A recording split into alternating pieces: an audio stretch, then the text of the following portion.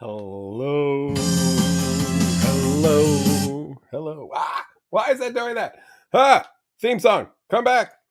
Sorry, everyone. Sometimes it gets crazy on the old music player thingy there.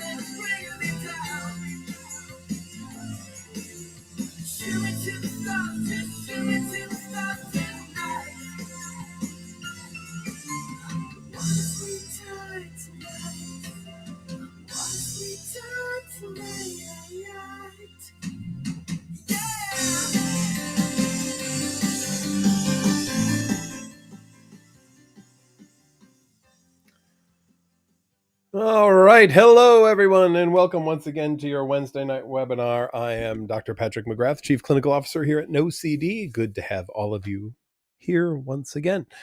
If you're looking for help for OCD-related conditions, check us out at nocd.com. That's nocd.com, where we do work with OCD, body-focused repetitive behaviors. We work with tics. We work with hoarding. We also help people with anxiety and depression and trauma. So let us know what we could do to assist you. We'd be happy to.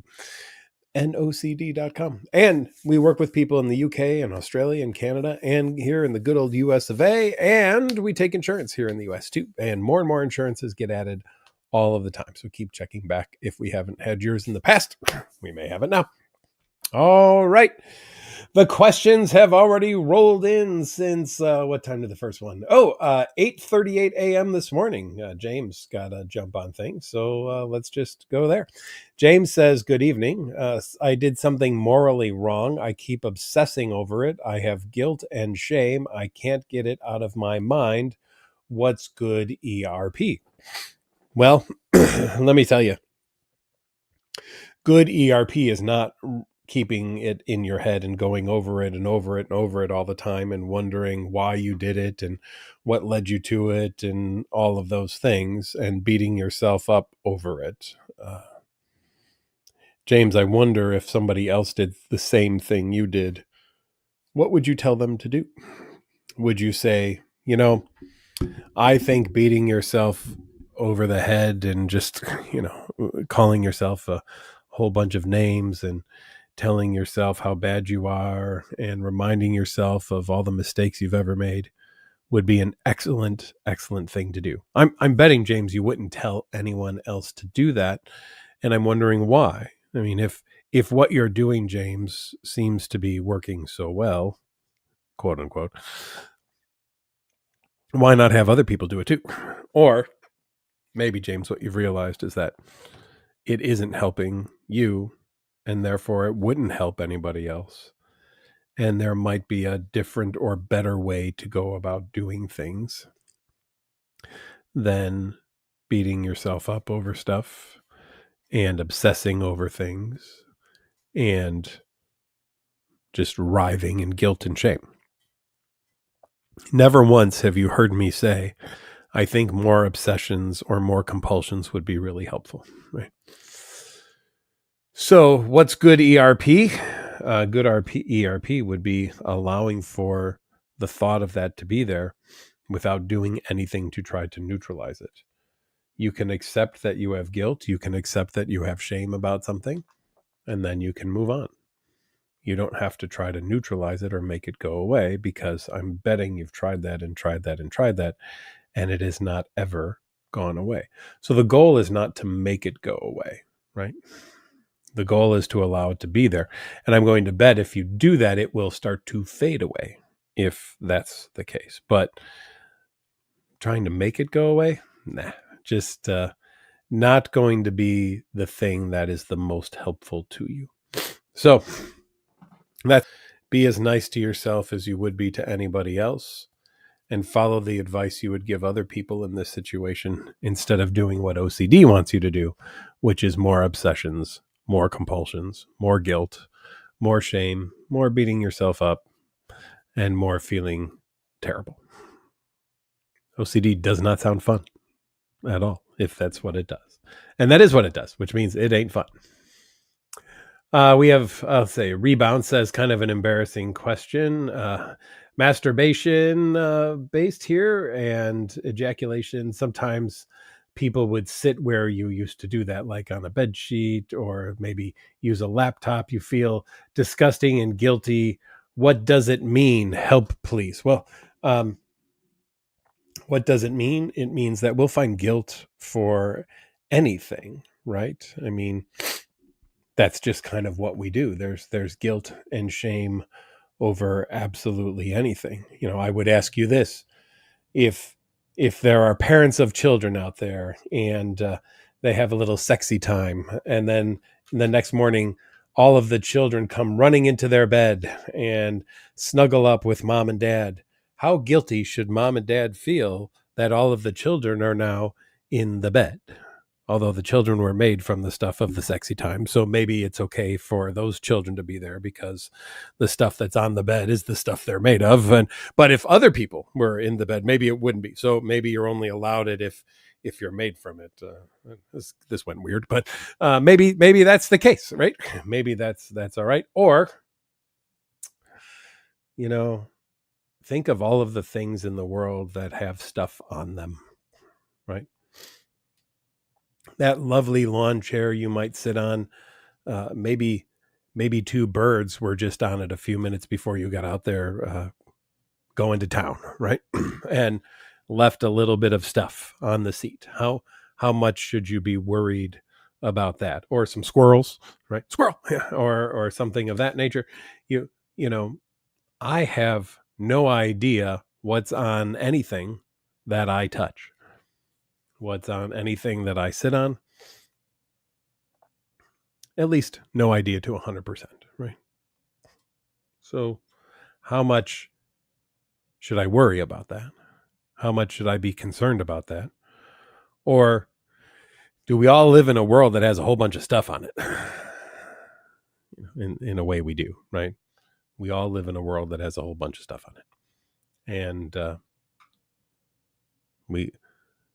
we have done an interesting thing.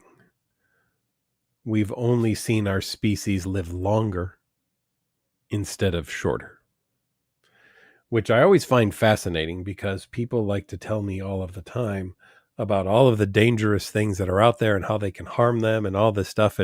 And yet we still see over the course of time, life expectancies going up and not down. If this was the early 1900s, I think the life expectancy was about 40, 45, maybe 35 to 45 would have been kind of in there. In the 1800s, it would have been definitely in the 35s. So we've only introduced potentially more dangerous things into the world, and yet we're living longer. Isn't that fascinating? Maybe OCD takes all this information and just jumps it to the worst case scenario and tries to get you to believe it. But it's not really true. So, there could be things that you feel, again, guilt and shame about. It seems that's our theme so far today, guilt and shame. But OCD would like to keep you stuck in that. And we would like to recommend that you move your way out of that. And you move your way out of that by accepting that as a human, we do things, stuff happens, we can handle it, and we move on.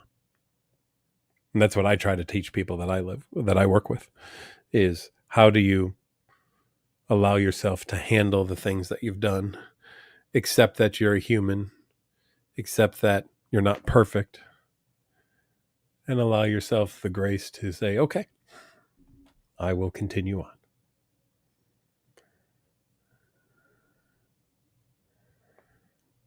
Growing Old with You says, any tips on hyper focusing on the feelings of my ears?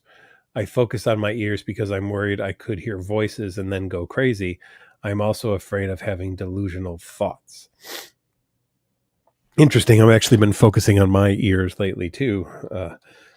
It seems the in-ear buds don't like me very much, and this ear feels weird. So, um, growing old with you, I'm wondering how much I should be concerned about that. What if my ear falls off? What if the pain that I feel in the ear is an infection that will just grow and grow and grow, and I will lose all of my hearing? Um, how much should I worry about that? How much should I be concerned? You know. On the other hand, you describe you're worried you could hear voices and then go crazy. Well, you could, whether you worry about your ears or not. That is a possibility, right? But remember, possibility doesn't equal probability, although in the world of OCD, they do equal each other. And therefore, in the world of OCD, if it's possible, it's 100% probable because that's the way that OCD runs. And therefore, what happens? Well, we get really, really stuck, right? And you could fear having delusional thoughts, but just because you're on guard for them, right? Because that's usually what fear, for at least I'm thinking in this case, this fight, flight, or freeze response, you're going to be on guard for these types of things.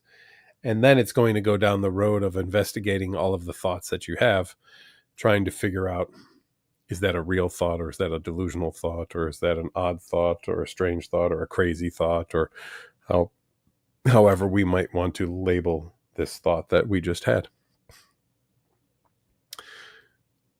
Growing old, how would you know that you were having a delusional thought? Right. And even if you did, would it have to mean the worst case scenario, right? What if it was just delirium, right? What if you had a bad reaction just to a medication or something like that, right? And you had a little bit of that. That could happen. It's happened to some people in the past. How much time ought you be thinking about your ears, the feelings in your ears, and checking to see if you hear voices, or checking your thoughts to see if they're delusional? Is an hour enough? 5 hours, 10 hours, your entire waking day? Maybe the entire waking day is best, because then you can go to sleep at least feeling pretty assured that that day you knew every thought that you had and what it meant and why you had it, and you knew everything that you actually heard in your ears and why you heard it and how you heard it. But then, because it's OCD, you won't really know that for sure. You won't ever get that level of confidence in it that you would like to get. And therefore, you will just continue to feel more and more stuck all of the time. And if that's the case, well, we have a couple of options. One, we live like this for the rest of our lives. And we constantly check and check and check and check and check and check and check and check and check and check and check. Or worry and worry and worry and worry and worry and worry and worry. Or we accept that, you know what? Once in a while, I'm going to have a weird thought. And once in a while, I might actually hear something that no one else seems to have heard. Okay. Does that mean it has to mean something? Right. Could weird things just happen sometimes? Sometimes I'll get a pressure change and I'll hear this little high pitched squeaky, which is different than my tinnitus squeaky that I have. But I know I'm the only one who heard that. What if it was a screaming voice, though, and not a pressure change? And how crazy am I then, if that's the case? Or maybe I've just deluded myself into believing that it's just a pressure change or something, or a movement of earwax or something like that, when in reality, I was hearing someone scream, but there was no one there. And now that I thought of that, because I hadn't thought of it that way until now, how much time should I spend contemplating every time I've heard one of those things in my head and try to figure it out to enough of a degree that I will be satisfied that I wasn't actually hearing voices or delusional? Oh, wait, never will that occur, because with OCD, one never gets the answer. One only has the question.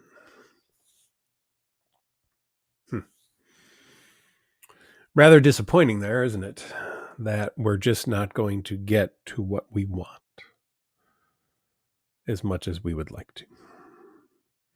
So growing old with you, you can spend many, many, many more hours focusing on your ears and checking to see if you hear voices, or assessing every thought you have to see if it's truthful, delusional, out in left field, whatever it might be. Or you could live your life, and once in a while we all have a weird thought, and once in a while we all might hear something that no one else seems to have heard, and we function and we survive. And you'll say, yeah, but what if? And you're right. But remember that OCD is a what if disorder, right? OCD is this what if condition. And OCD has one more yeah, but what if than I have an answer to, which means growing old with you, I'll never give you an answer that's satisfying, because even while I'm giving you an answer, you won't really be paying much attention to it. You will instead be contemplating the next yeah, but what if question to ask. And that's how it works.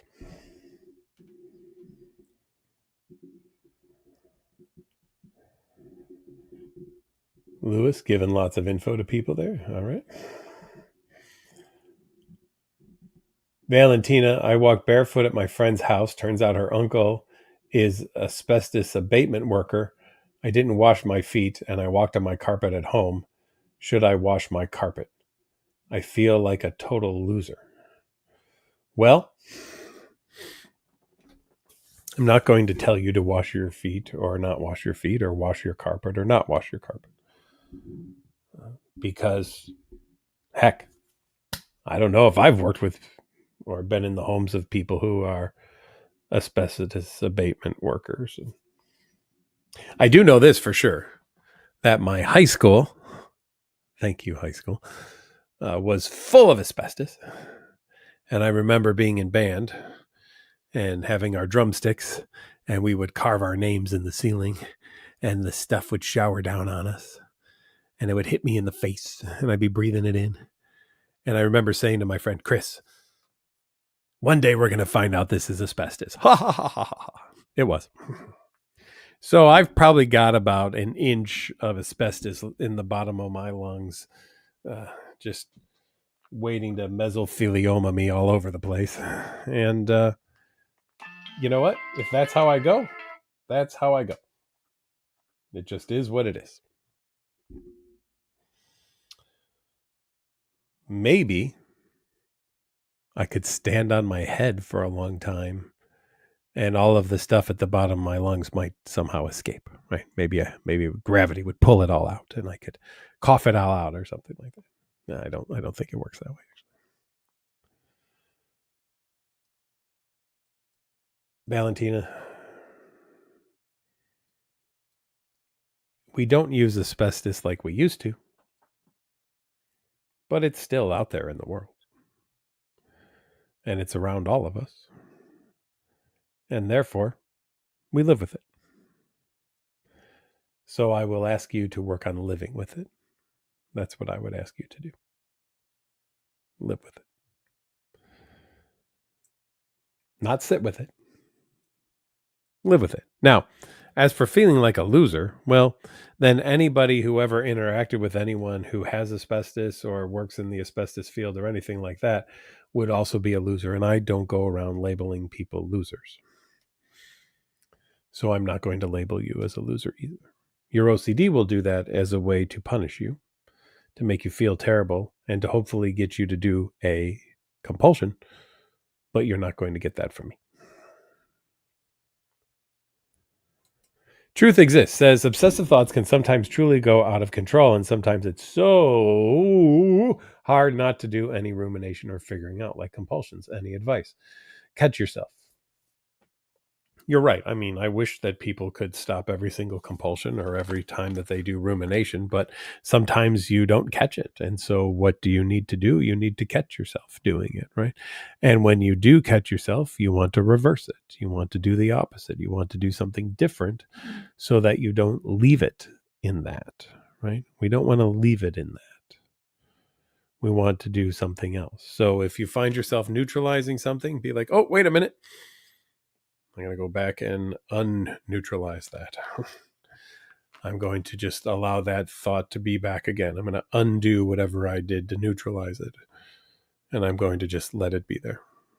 Kind of like, and you all know where I'm going, I still don't have absolute 100% confirmation that I didn't grab one of the alcohol bottles in my house and put a rag in it, light it on fire, and run across the street to my neighbor Dave's house and throw it at his house, setting it on fire with a Molotov cocktail, and then going in the middle of the street and pooping in a bag and then lighting it on fire and put it in front of my neighbor Josh's house, ringing the doorbell, and then he comes out, stomps on it, and he has, flamey poop on his shoe, and I laugh at him, and then I shoot 3 geese, and then I come back and I finish the webinar. Now, I could spend the rest of my life watching all of the recordings of all of these webinars to try to see if I ever escaped any of the webinars. And after I watch all of them once, which will be, this is 5 years now, so that will be roughly 250 hours. I've missed a few here and there. So let's say 230 hours of those. I will probably watch them again because I'll think, well, maybe I just missed it. And then I'll probably watch it a third time. And well, I could have missed it again. Maybe I was tired in the middle there. And then I'll watch it a fourth time. Now I'm going to watch to see if there's any edits, right? Maybe my team edited it. And what if they did filler from another webinar where I was wearing the same shirt? And so I'll have to watch that to see if there's any repetitions. And then after I do that a few times, I'll come up with something else to go through and look for. And then I'll come up with something else to go through and look for. And let me ask you, Truth Exists, do you think that I will ever get to a point where I will feel 100% absolutely, no doubt about it, secure in my knowledge that I did not go and do that? I don't think I will. I don't think it's possible. So you know what? I am not going to try because I know that it will be a waste of time to do that. Instead, I will accept the fact that I've talked about that a lot, but since I don't believe in thought action fusion and I don't think that thoughts make things happen, I'm going to go with I don't think that I've done that. Can I give you absolute 100% proof? Probably not. Right? I could show you the houses on my block, but maybe they've been rebuilt. And you could go around and ask all the neighbors, but maybe they just felt bad for me, so they lie for me. And we could search the records for the fire department, but maybe they were scrubbed. I'll come up with all sorts of reasons why we're not going to find it, but it still might have happened. And that's just the interesting thing about the condition here, right? That's what OCD does. We're not going to get that 100% as much as we wanted.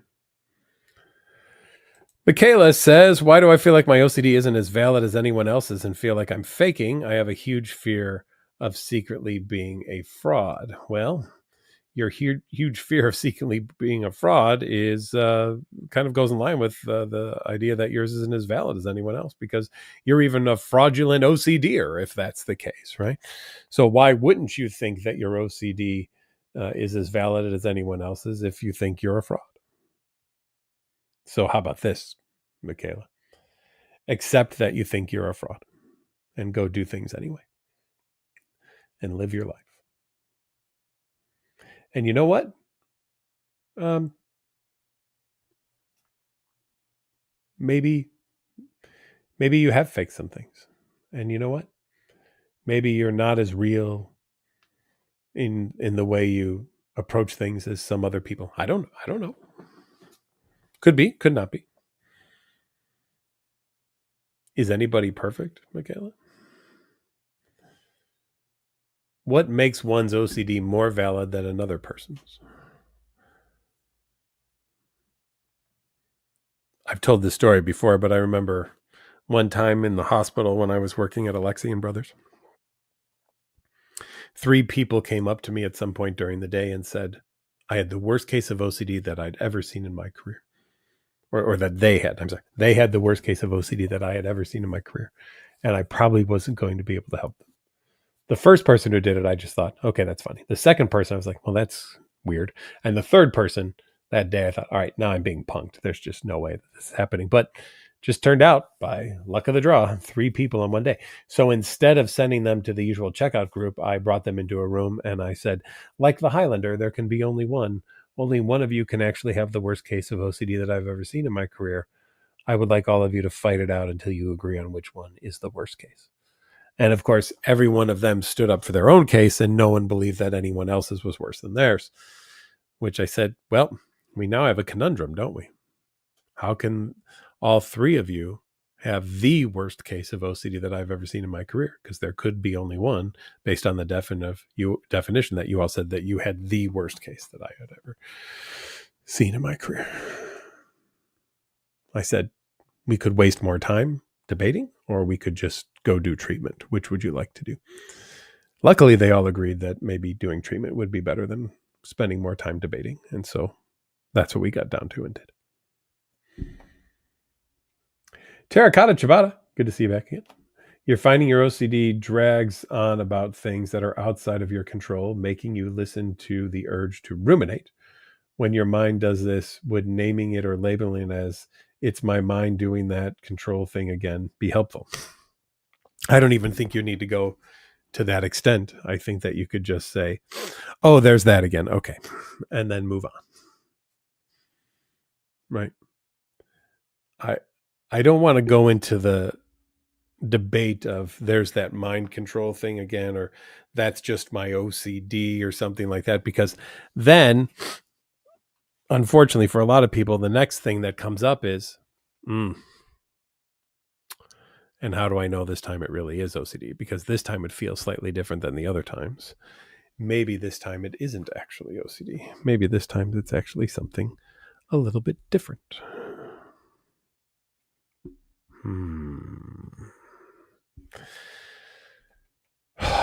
Terracotta. Could I ever convince you? Ever convince you at all that something is just OCD? I don't think so. I just don't see it happen. So you know what? I'm not going to try. I'm not going to waste any time whatsoever trying to convince you that something is or is not OCD. I would like you to just accept the fact that, you know what? Sometimes I ruminate. And if I catch myself doing that, I'm going to like, wait a minute. Is this what I value in my life? Or do I value doing other things in my life instead of sitting around thinking about things and trying to figure them out? Do I actually value other things instead? And if I do value other things instead, maybe I should go and do those things. Maybe I should give those a try. So let's go for that instead. See what happens.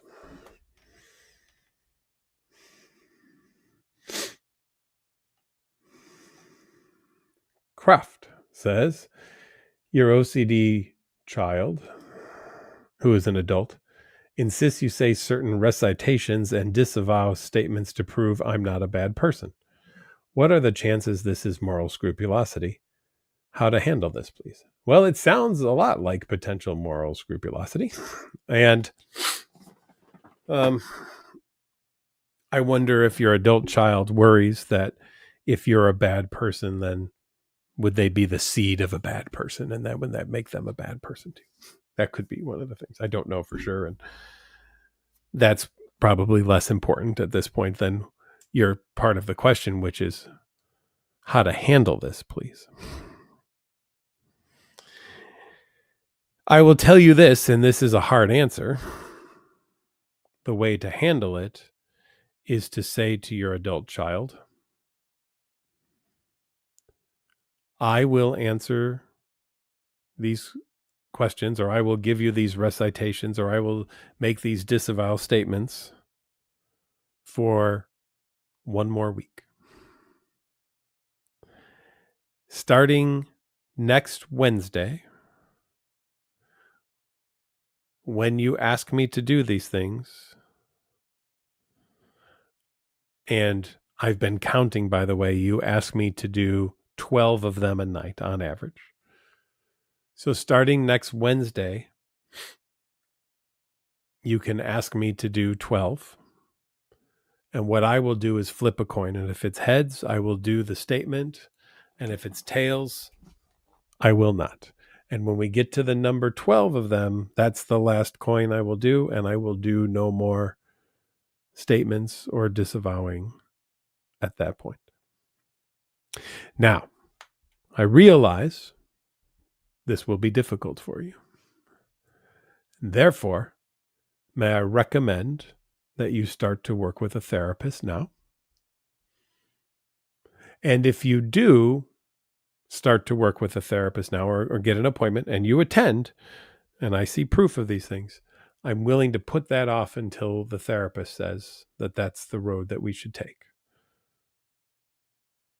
So you have a choice. It will be next Wednesday that this will start, or you will start to talk to somebody about this and we will work on a plan, and I will be part of that plan and part of that therapy. We will work on that plan together in a therapy session with the goal of being, by the end of this year, I will no longer be making any of those statements to you anymore. So, Croft, that's what I would do. That's how I would approach it. And if you were seeing me, that's how I would work it out with you and your child. That's where our goal will be, is we're going to work on every session decreasing these things over the next X number of weeks, and the number of questions and times and all of those types of things. And we'll do that collaboratively, but we have to start making a change. Because if you ever hope that one day it's just going to stop, like you wake up every morning and say, may this be the day that I don't get asked these questions, it doesn't work that way. That's not how it goes. No one quits OCD cold turkey, right? It's not like not buying cigarettes anymore. It's something very different. All right.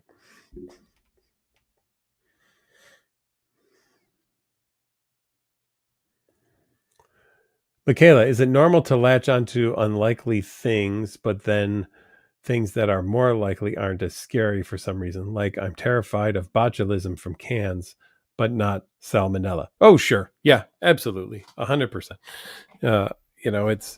It's fascinating what people will or will not be afraid of, and why. Like, I think flying and driving are probably the best example. Flying is by far the safest mode of transportation, and yet people feel safer driving very often, even though it's more dangerous, and they are taking more of a risk driving somewhere than they are flying somewhere. But at least in driving somewhere, you feel more in control of the situation. And in flying, you have no control over the situation, because now the pilots lock that door and there's no way that you can get in and try to save the plane if it's going down or something like that. So, just the way it works. Yeah. Ooh, halfway point. Reminder to everyone, your Wednesday night webinar brought to you by NoCD. If you're looking for help for OCD related conditions, check us out at nocd.com. That's nocd.com. Happy to chat with you.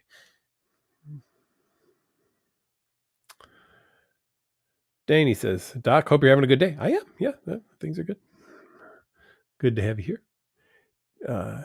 Catherine says, tips for managing OCD on a particularly bad OCD day. Yes, do your ERP. It doesn't matter if it's a particularly bad OCD day. You do the same thing. Because if you have a particularly bad OCD day and on those days you give in to compulsions, guess what OCD learns? Oh, as long as it's this bad, they'll do compulsions. Every day will now be that bad. That's where it will go. So it doesn't matter how bad it gets, you do the ERP. That's what you do. Just like imagine if you had a friend who had substance use who said, oh my God, it's like a 10 out of 10 horrible day. Oh, okay. Well, as long as it's that, you can drink. I don't think you'd do that. I don't think you would agree to that. So then there's, even if it's a 10 out of 10 OCD day, doing a compulsion is not the answer. Just like drinking for someone with substance abuse is not the answer either. CJKC, how do I know for sure it's OCD? You don't know for sure, right? Because OCD demands that absolute answer, but never accepts it. It's the doubting disorder. The doubting disorder doubts every answer it's given. So it will say to you, I demand the answer. I demand to know 100% for sure. And you will feed it all sorts of answers and it will go, not enough, give me more, not enough, give me more, not enough, give me more. And you will never, ever, ever give it enough. This is also why in response prevention, we don't say, just remind yourself it's your OCD, because once you'd go that route, then you'll go, yeah, but it doesn't feel like all the other times I said that. This one feels different. So how do I know this one is OCD or not? And then you'll have hours of debate about that. So that's just not the way that we do it. Sabrina says, what can one do in the aftermath of giving into compulsions? The negative dooming feeling, I'm feeling bad even after I've stopped the compulsions. Working with an ERP therapist too. Well, if you've given into the compulsion, then you do another ERP and then you don't give into the compulsion that time, right? No need to sit and wallow in the fact that this one didn't work out. Do it again and work till you do it successfully. That's what I would suggest, right? Why feel bad? I mean, it's okay to slip. No one's saying you have to be perfect in doing ERP. We'd like to get there eventually, but if you're working with someone now, that means you're actively kind of learning these types of things. You know, you're still kind of in that round of, all right, I'm still figuring this out, figuring out what to do and how to do this. Okay. Then if you slip, do another ERP. And this time, don't slip. And if you slip again, do another one until you don't. And you allow yourself to learn that you can live with that doubt and that uncertainty. Anissa says, I have religious scrupulosity. I feel like I will never get over it. I'm at a stage where I ruminate heavily on blasphemous thoughts, and I feel like I'm being punished every time I have the thought. I don't want to take medicine. I feel defeated and like I won't be able to ever overcome it. Well, I've seen amazingly good ERP work for people who don't want to take medications and who learn that you can have whatever thoughts you have. Now, it gets interesting when it gets into religious scrupulosity, because a thought will occur that will seem like a blasphemous thought, right? A thought that we just should not be having whatsoever because it's blasphemy. And OCD loves to go to those because then religious people react to those with, oh my gosh, that was a blasphemous thought. I need to do something to neutralize that, or else I'm living with the blasphemous thought, and that's terrible, and I'll be doomed to some terrible afterlife situation or something of that nature. And I'm going to tell you this, and you're not going to like it, but it's true. The thoughts don't matter. It's, do you do the compulsion or not do the compulsion? And so even in these situations, even if it feels like it's a blasphemous thought, we just allow it to be there without doing something to neutralize it and learn that we can handle it. Right? Otherwise, you will spend the rest of your life just going back and forth on this. That is just what will happen. That is how it will go. right? Because you will keep hoping not to have the blasphemous thought, which will lead you to have the blasphemous thought, which will lead you then to neutralize the blasphemous thought. And then after you neutralize it, you will hope not to have it again, which means you will have it again, which means blah, blah, blah, blah, blah, blah, blah, blah, blah, blah, blah, blah, blah. Or, okay, I had a thought, I had an image, I had an urge. I am a human. So what?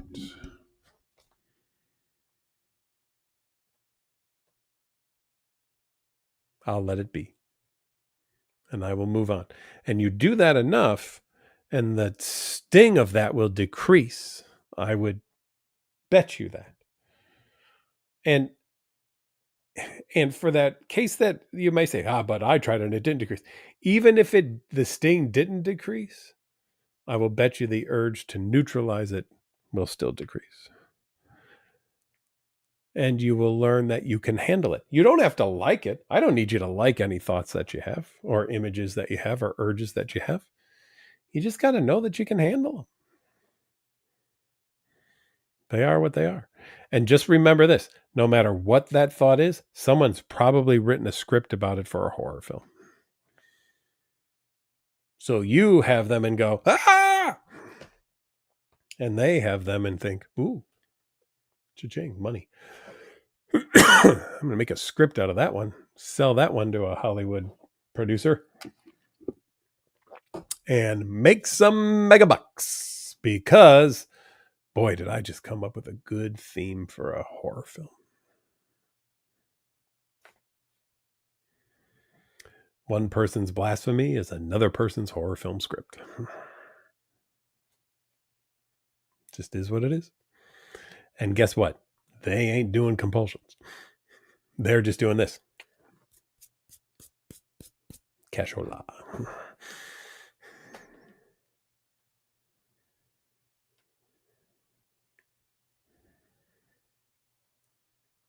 How would one do ERP for fear of losing your reputation? Well, I've had people purposely do things like mistake practice. I worked with someone who was very afraid of going to business lunches because they would spill all over the place and that they would ruin their reputation if that's the case. And so I said, well, let's watch you eat. Let's see how much you spill. And she was like, oh my gosh, it'd be terrible, awful. So we put down a white tablecloth, got some soup, and I asked them to predict how much did they think they were going to spill. And they said, 50% of it would just go all over the place. So I had them eat it, and there was no soup on the white tablecloth. There was no soup on the napkin. There was no soup on their clothes. And they were shocked, just shocked, right? And they thought maybe I'd done some trickery. Luckily, they had agreed. We'd even set up a video camera and videotaped the whole experience. So we watched the tape, and guess what? There was no soup flinging all over. We looked at the ceiling, the walls. There was no soup anywhere. And they were just amazed that, oh my gosh, I can actually do the thing that I was afraid of and not have the consequences that I feared happen. It amazed them, right?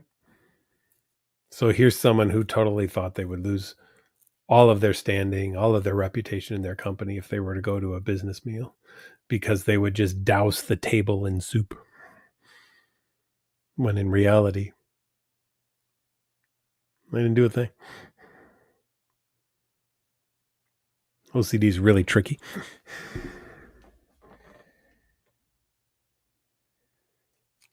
Renee says, I've been doing work on my health, anxiety, and OCD, but I feel like I'm moving backward now that I'm experiencing real health issues. How do I get out of this rut? Well, follow the advice of doctors for the real health issue, and that's what you follow, right? Do what they tell you. Do you need to do more? Right. A, sorry that you're experiencing some actual health issues. That stinks. But B, adding more stress to your life isn't going to help your actual stress, your actual health problems. It's only going to contribute to them and get in the way. So I would just say work with someone who could really help you with that and get you to approach the actual health issues in a non OCD way.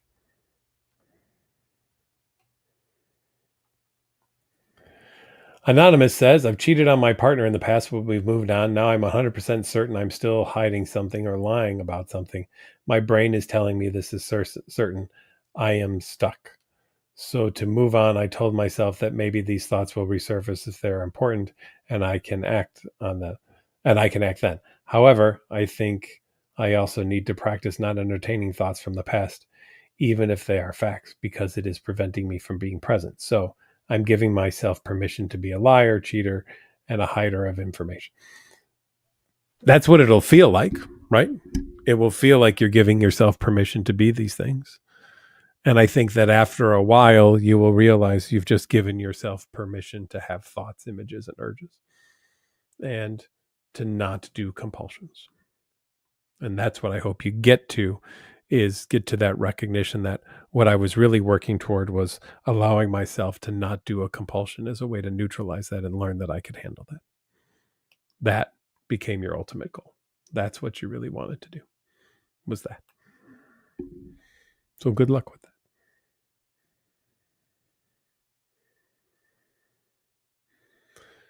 Ah, Queenie's showing some love for the theme song. Thanks, my buddy Paul there. Doc, what would you say to people who aren't finding any benefit from treatment, leaving themselves lost in a belief of having the super OCD that's untreatable? See people in comments needing this answer. You know, one of the things that I think is important is to recognize there are so many levels of treatment for OCD. So you've got individual therapy one-on-one. You've got intensive outpatient therapy, which is going to be 3 hours a day, 4 to 5 days a week. You've got partial hospital programs, which are going to be 6 hours a day, but they're outpatient, so you don't stay at the hospital. You live at home. You've got residential treatment centers where you can go and actually live and do treatment 24/7 for 30, 60, 90 days, whatever it need to be, even more potentially. You have deep brain stimulation. You have also TMS, transcranial magnetic stimulation.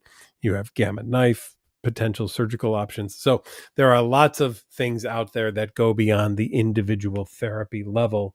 And therefore, what I would say is if you're not finding the benefit of treatment at the level you're at, talk to your professional about moving up a level to see what else is out there. That's what I would do.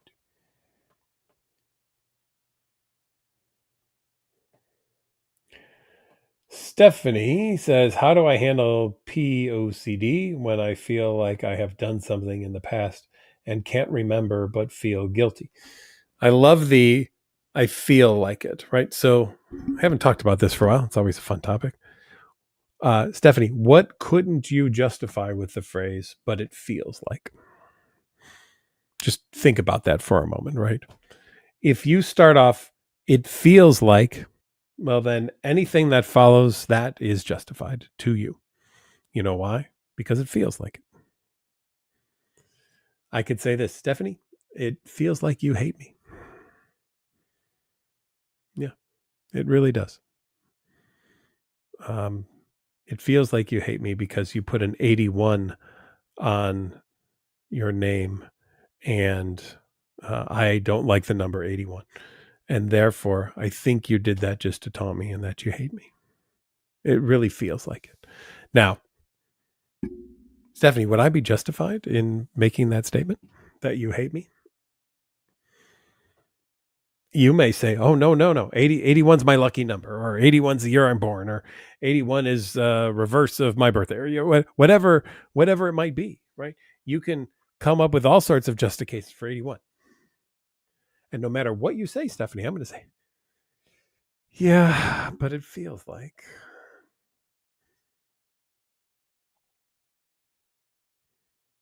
So, Stephanie, what do we do in that situation? Because you know what?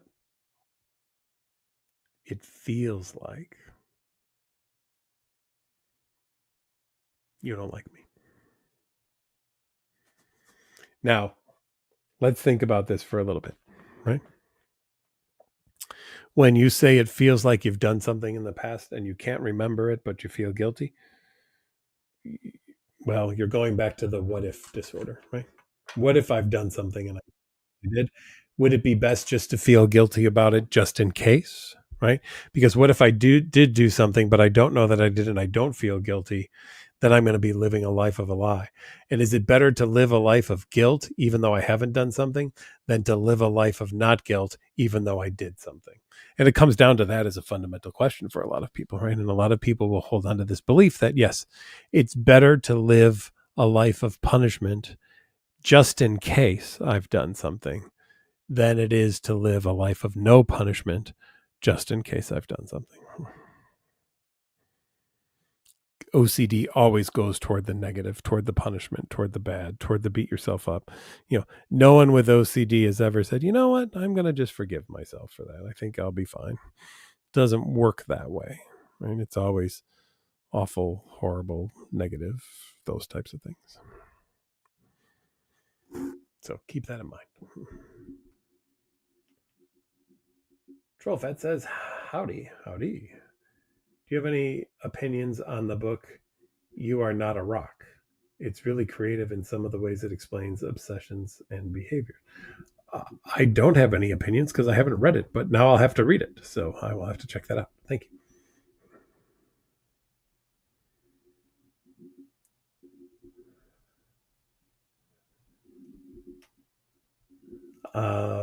Diamond, I don't have much hope that ERP can help my relationship obsessions because I've thought of so many scenarios already in which I could get hurt.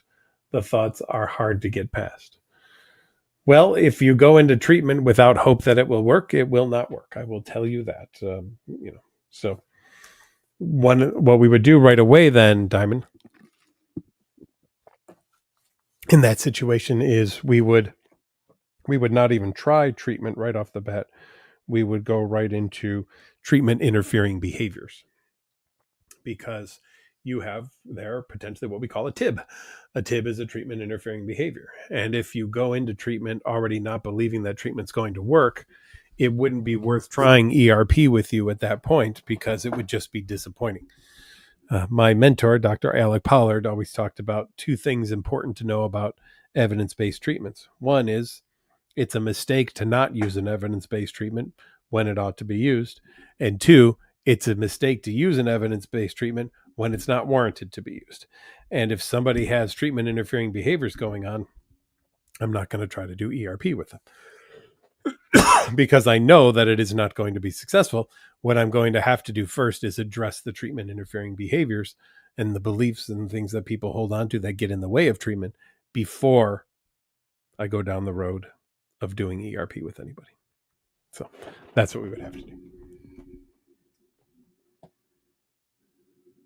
Rhonda says, I'm having to make a hard decision. My OCD prevents me from making any decision, and I go round and round until I make no decision. The underlying fear is the guilt I will make the wrong decision. As Rush would say in one of their songs, Free Will, if you choose not to decide, you still have made a choice. Just keep that in mind. I had to throw a Rush lyric in there for one of you was out there going, he did it. He threw a Rush lyric.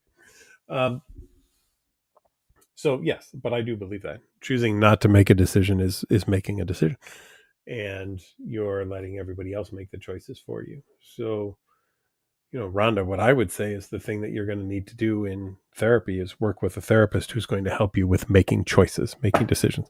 Some of them might be amazingly tiny, small, little ones first, and then building up to bigger and bigger decisions over time. But I would work with someone who can help you do that. In that way, you can develop some comfort with some decision making. Shelby says, any tips on managing being scared to be alone? My husband works nights and I'm chronically ill, benign, and managed with meds. Good. And I'm terrified of being alone ever since you were diagnosed. Yeah, Shelby, I do have some things on managing being alone, which is being alone and practicing being alone and allowing yourself to feel the fear and learn that you can move on from that fear. Now, maybe some of the things to do at first is when your husband is at home, have him in another room and then 2 rooms away, And then things like have him go walk around the block or go to the store or something like that. And have him practice being away from you longer and longer until he gets to a point where you're like, okay, I'm getting pretty good at this. And now when he goes to work, it won't be such a big deal anymore because you will have practiced it. So I would build a hierarchy around that, is exactly what I would do. People liked my sexy time and sexy contamination comments, it appears too. Thank you. Kathy says, I had breast cancer and in remission. Wonderful. And my doctor said I have OCD. I also have diverticulitis and gastritis. How would exposures work for a person who has that? Well, Kathy, it all really depends on what the OCD is, right? I mean, just because you have these conditions doesn't stop you from doing ERP for OCD. Maybe you have mostly mental compulsions. So we would do ERP for mental compulsions. I don't know, Kathy, exactly what's going on there, so it's kind of hard to answer. But I will say this: just because you have some physical health issues doesn't have to stop you from doing ERP whatsoever. And good luck. And I'm glad that you're in remission. Congratulations.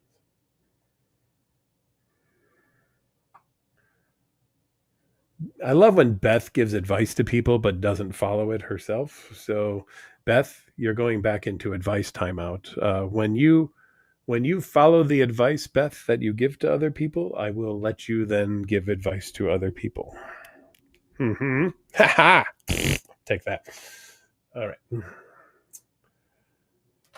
Mary Jane says, I am constantly stuck in negative depression emotions while I have the urge to ruminate your obsessions. So I want to know how to stop this negative emotion. Well, first of all, our goal is not to stop negative emotions. The word stop means a finality, and OCD doesn't do things in finality. OCD goes on and on and on, right?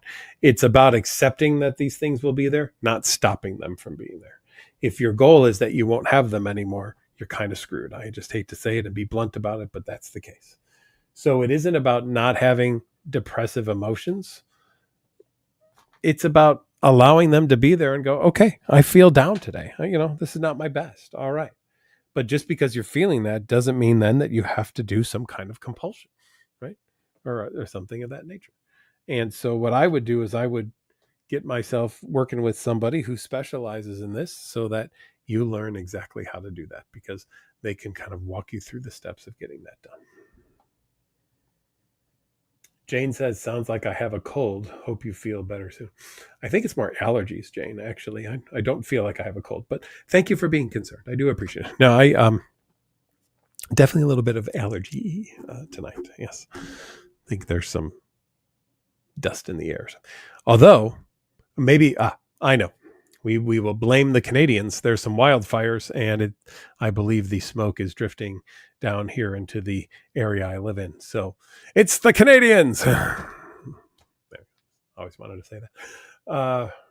Reagan says, I'm horrified I'm going to get dementia, and I keep getting thoughts that it doesn't matter if my OCD gets better and if I live a great life because I'm going to forget it all anyways. Help.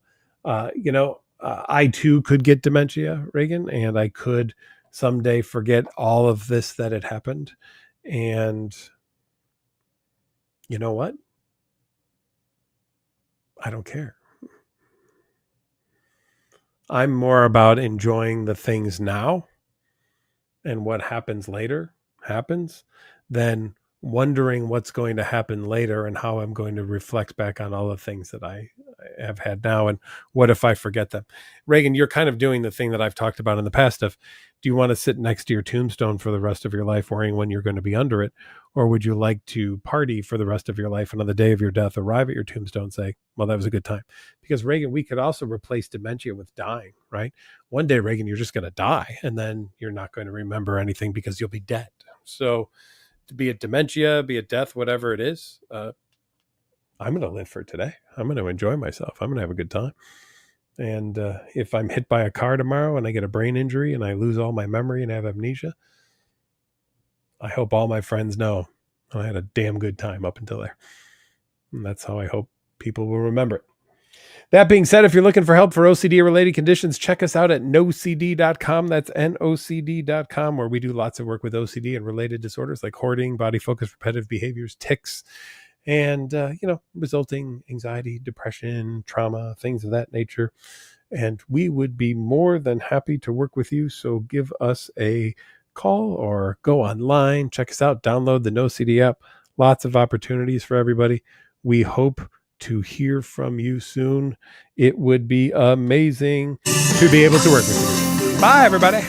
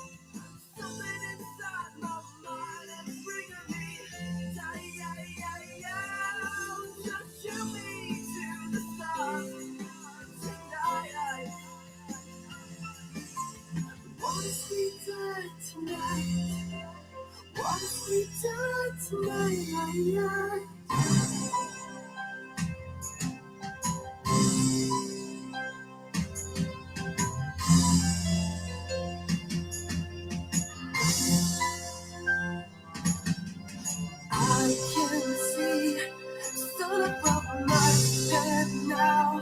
It's shining so bright, shining so bright.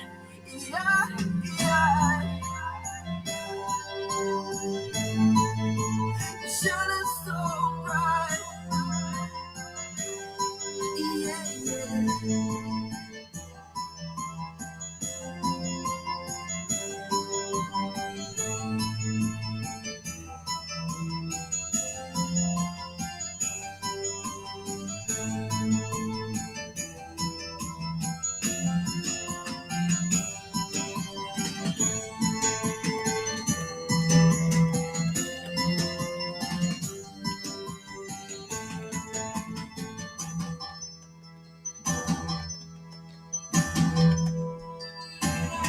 When